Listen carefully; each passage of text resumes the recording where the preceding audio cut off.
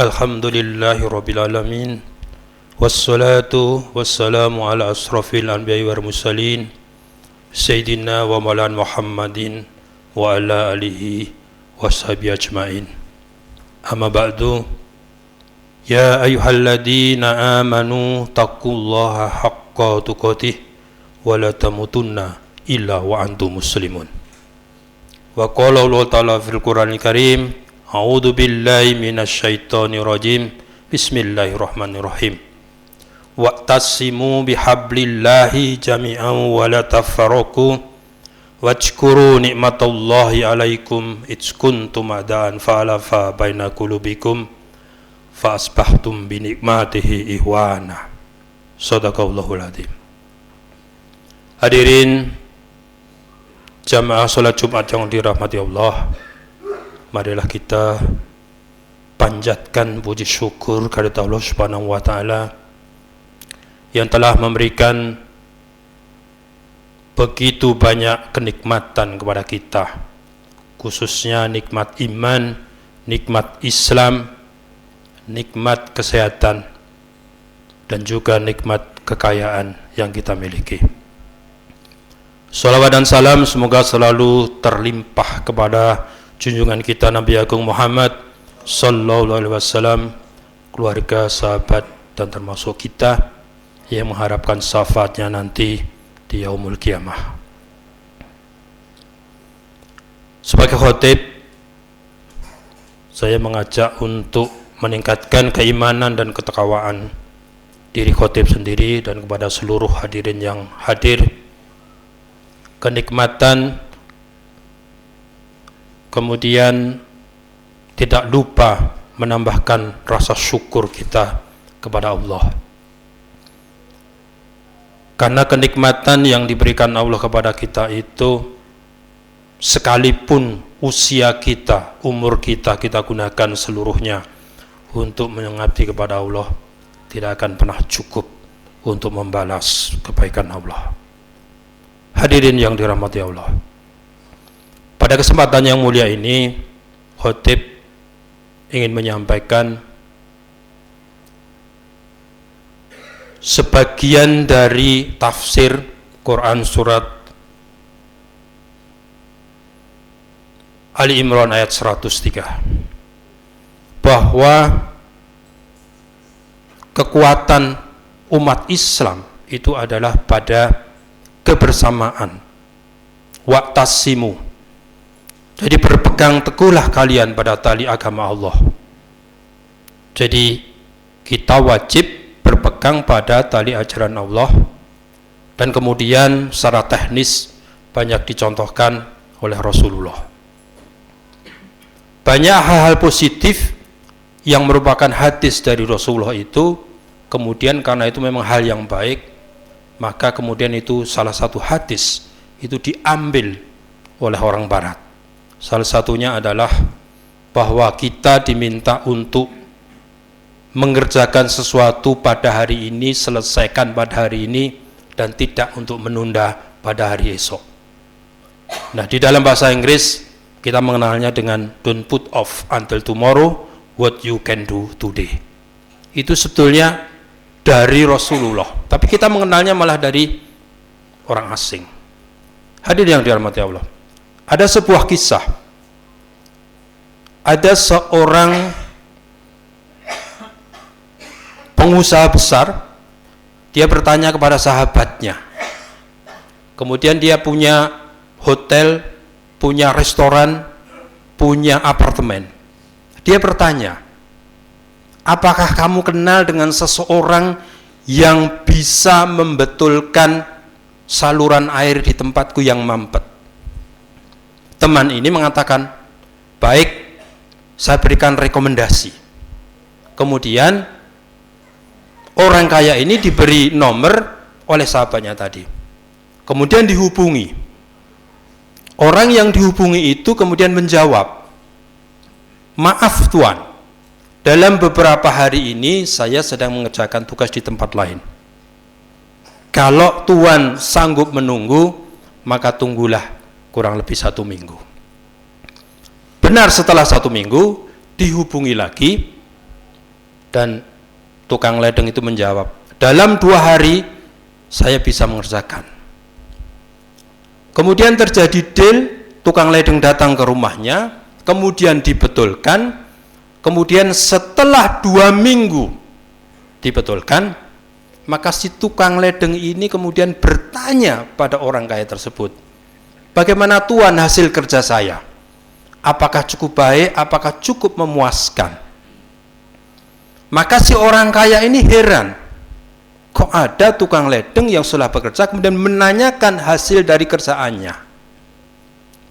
Nah kemudian suatu ketika tukang ledeng ini dipanggil oleh si tuan yang kaya ini, kemudian diajak masuk ke dalam perusahaan besarnya.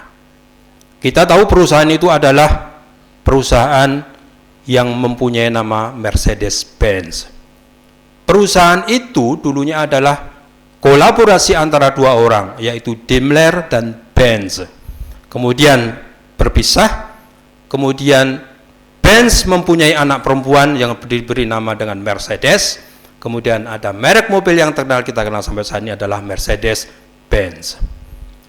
Apakah Tuan Benz kemudian merekrut tukang ledeng itu untuk menjadi ahli ledeng di hotelnya, di restoran, di tempat dia bekerja? Ternyata tidak. Tukang ledeng ini kemudian diminta untuk menjadi pegawai di bagian marketing, khususnya di after sale atau purna jual.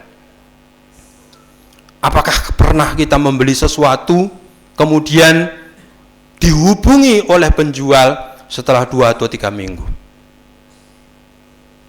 Yang khotib rasakan biasanya kalau sebelum kita membeli sesuatu itu biasanya bagian marketing itu aktif, tetapi setelah kita membeli maka kita dilupakan. Artinya apa? After sale, pelayanan purna jual itu tidak sebaik apa yang dilakukan oleh tukang ledeng tersebut. Dan kita mengenal tukang ledeng itu adalah Christoph Junior. Dia cukup usianya, dan kemudian akhirnya tukang ledeng ini menjadi salah satu general manager di sebuah pabrik Mercedes-Benz. Apa irisan yang kemudian akan kita bahas yang berkaitan dengan Islam, yang berkaitan dengan wa'tasimu bihablillahi jami'an wa la tafarraqu? Kalau kita lihat bagaimana Rasulullah itu membangun peradaban di Madinah, Rasulullah itu sebagai seorang ulama sekaligus seorang umaro. Nah kemudian kalau saat ini kita tidak mampu menjadikan seorang pemimpin yang sekaligus ulama umaro, maka seorang pemimpin yang hanya umaro ini harus wa'tasimu, menghimpun kekuatan yang ada di dalam umat Islam. Contohnya di dalam masjid ini, sehingga khotib berkali-kali mengatakan jangan hanya berbicara tentang surga, neraka, baik, buruk, halal, haram. Itu penting, iya. Tapi orang sudah tahu ini haram, ini halal, ini surga, ini neraka. Tapi bagaimana menghimpun kekuatan Islam itu? Rasulullah di Madinah itu didampingi oleh Abu Bakar As-Siddiq. Beliau yang sudah sepuh, kemudian bijaksana, yang lembut hatinya. Tetapi kita tidak melupakan bahwa Rasulullah didampingi seorang strategi perang, orang yang sangat keras di dalam bernahi mungkar, yaitu sahabat Umar bin Khattab. Dan Rasulullah juga didampingi seorang yang kaya raya, ada Utsman bin Affan, dan dari kalangan muda ada Ali bin Abi Thalib. Bagaimana seorang Rasulullah membangun peradaban di Madinah yang menghadapi banyak tantangan, kemudian membutuhkan suatu teamwork yang hebat, yang kuat, yang bisa membackup perjuangan Rasulullah. Tetapi harus mengikuti petunjuk dari Rasulullah. Karena petunjuk itu kalau dilanggar maka akan berakibat fatal. Contoh yang terjadi dengan perang Uhud. Bagaimana strategi sudah diatur dengan sebaik mungkin. Tetapi pasukan yang berada di Jabal Rumat tergiur oleh rampasan perang, mereka turun. Maka Khalid bin Walid yang waktu itu masih kafir membokong dari belakang dan umat Islam mengalami kekalahan. Hadirin yang dirahmati Allah. Kemudian backup yang berikutnya yang kita kenal adalah seorang Abdurrahman bin Auf, seorang konglomerat, seorang oligarki putih, seorang yang menguasai perdagangan di Madinah. Bahkan Abdurrahman bin Auf suatu ketika itu menginginkan ketika melakukan perdagangan itu mengalami kerugian. Sehingga apa yang dilakukan oleh Abdurrahman bin Auf? Abdurrahman bin Auf kemudian membeli hampir semua kurma yang sudah busuk yang ada di Madinah. Artinya kalau barang busuk kemudian dijual, tidak laku dan akan rugi. Namun Allah berkehendak lain. Ketika itu kemudian muncul wabah diare, sakit perut, yang obatnya adalah kurma yang sudah terlalu matang bahkan mendekati busuk. Dengan kejadian itu tetap saja kan Allah berkehendak Abdurrahman bin Auf tetap mendapatkan keuntungan dari jual beli yang dikiranya akan merugikan. Hadirin yang dirahmati Allah, di dalam Islam, di dalam Quran surat Al-Baqarah kita juga dipinta, disarankan, bahkan disuruh untuk melaksanakan agama Islam itu secara kafah. Kalau khatib menerjemahkan kafah itu di dalam bahasa Inggris adalah komprehensif. Jadi segala sesuatu harus menyeluruh. Jadi tidak boleh kita mengambil satu ayat, menerima satu ayat, kemudian menolak ayat yang lain. Ini namanya mencari keuntungan saja. Ada kafah, itu harus komprehensif. Jadi apa yang dicontohkan oleh Rasulullah tadi adalah menghimpun kekuatan. Jadi bagaimana ada suatu kelompok saudara-saudara kita itu khusus menangani saudara-saudara kita yang menjadi mu'alaf. Ada beberapa orang mu'alaf yang akhirnya jadi kembali ke agamanya karena apa? Karena purna jualnya, pelayanan setelah mereka menjadi mu'alaf itu kurang baik yang dilakukan oleh umat Islam, terutama tokoh-tokoh agama kita. Sehingga ternyata aku jadi umat Islam ternyata begini-begini juga ya. Mending aku kembali ke agamaku yang sebelumnya. Dua peristiwa, yang pertama bahwa kita tidak boleh menunda suatu kegiatan yang harus kita selesaikan pada hari ini, itu hadis. Kemudian ternyata irisannya bertemu dengan ayat Al-Quran yang berbunyi wa'tasimu bihablillahi jami'an wa la tafarraqu. Hadirin yang dirahmati Allah, oleh karena itu marilah kita saling topang, saling bahu-membahu, saling support. Siapa yang mampu dari masjid ini, selayaknya Abdurrahman bin Auf, gunakan harta itu untuk membantu perjuangan Islam. Kalau ada yang mengatakan nabinya umat Islam itu kan miskin, salah besar. Rasulullah itu teramat-amat kaya, tetapi hartanya digunakan untuk berjuang. Bahkan istri beliau yang pertama, Siti Khadijah, itu seorang wanita yang sangat kaya dari kaum yang berkelas. Siti Khadijah itu semua hartanya itu diberikan kepada Rasulullah untuk perjuangan Rasulullah. Karena Khadijah termasuk umat Islam yang pertama yang masuk Islam. Bahkan Khadijah pernah mengatakan, ya Rasulullah, seandainya kulitku ini bisa dijual, maka juallah untuk perjuangan umat Islam. Kemudian siapa yang kuat di dalam strategi berperang? Karena tidak menutup kemungkinan suatu saat kita akan menghadapi perang. Tunjukkan bahwa kita di dalam satu tim yang kuat ini ada orang yang kaya, ada orang yang strategi perang, ada yang ahli fikih, ahli ibadah. Kita harus berhimpun di situ. Insya Allah dengan kuatan Islam yang seperti itu, maka Islam tidak hanya akan berjaya di akhirat, tapi insya Allah nanti juga akan berjaya di dunia ini. Hadirin yang dirahmati Allah, pada kesempatan yang mulia ini Khatib mengingatkan kepada diri khatib sendiri dan kepada seluruh jamaah, marilah kita jangan pernah merasa diri paling hebat, paling unggul, apalagi paling mulia. Paling mulia itu, merasa paling mulia itu adalah sandangannya iblis. Iblis itu kurang apa hebatnya? Iblis itu sangat cerdas. Iblis itu hidup ribuan tahun sebelum Adam diciptakan. Iblis itu paham tentang Al-Quran. Sehingga kalau kita turunan iblis itu ada beberapa jin itu yang paham, hafal tentang ayat Al-Quran. Kalau kita melihat bagaimana seorang pengusaha sedang mengeluarkan jin yang ada di tubuh seorang manusia, maka jin yang ada di dalam tubuh itu mengatakan, aku hafal dengan ayat-ayat itu, aku ngerti, aku paham. Artinya apa? Kalau kita mau melawan iblis dan setan, jin dan sebagainya, kalau menggunakan ayat Al-Quran, iblis juga pintar. Kalau menggunakan ilmu, iblis itu ilmunya juga tinggi. Maka apa yang bisa kita gunakan untuk melawan iblis dan turunannya? Yaitu merendahkan hati kita, tunduk patuh kepada Allah. Karena sifat itulah yang tidak dimiliki oleh iblis. Bahkan ketika disuruh tunduk pada Adam, dia mengatakan, aku terbuat dari api, dia terbuat dari tanah. Kenapa aku harus tunduk kepada dia?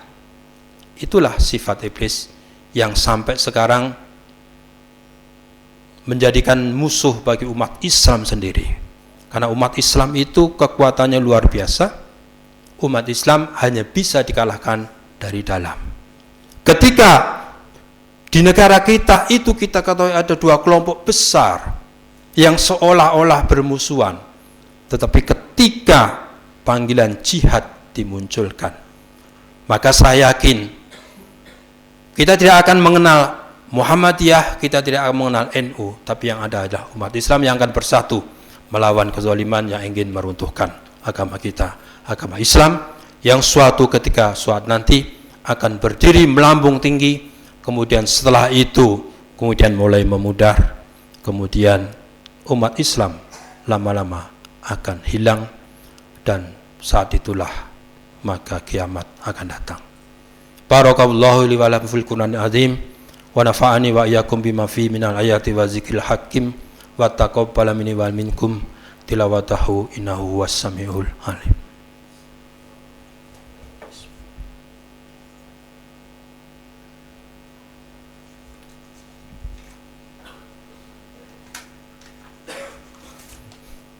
Innal hamdalillah nahmaduhu wa nasta'inuhu wa nastaghfiruh wa na'udzu billahi min sururi anfusina wa min sayyiati a'malina.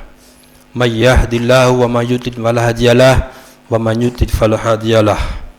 Asyhadu an la ilaha illallah wahdahu la syarikalah wa asyhadu anna Muhammadan abduhu wa rasuluhu la nabiyya ba'dah.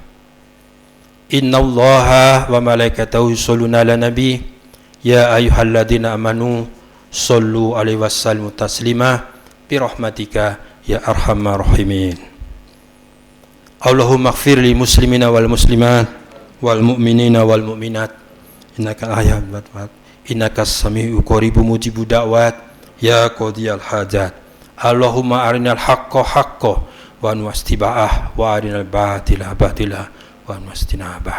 Rabbi habli minas solihin, Rabbi habli minas solihin, Rabbi habli minas solihin. Rabbana la tuzigh qulubana ba'da idh hadaitana wa hab lana min ladunka rahmah innaka antal wahhab. Rabbana la tu'akhidna in nasina aw akhtana. Rabbana wa la tahmil alaina isran kama hamaltahu ala alladhina min qablina. Rabbana wa la tuhammilna ma la taqata lana bih wa'fu anna waghfir lana warhamna anta maulana fansurna ala qul fafirin fansurna alil fasikin fansurna alal munafikin. Rabbi ja'alni muqimas sholati wa min zurriyati Rabbana wa taqabbal du'a Rabbana ighfirli wa li walidayya wa lil mu'minina yauma yaqumul hisab. Rabbana atina fid dunya hasanah wa fil akhirati hasanah wa qina adzabannar. Subhana rabbika rabbil izzati amma yasifun. Wassalamun ala mursalin. Walhamdulillahi rabbil alamin. Hakimis salam.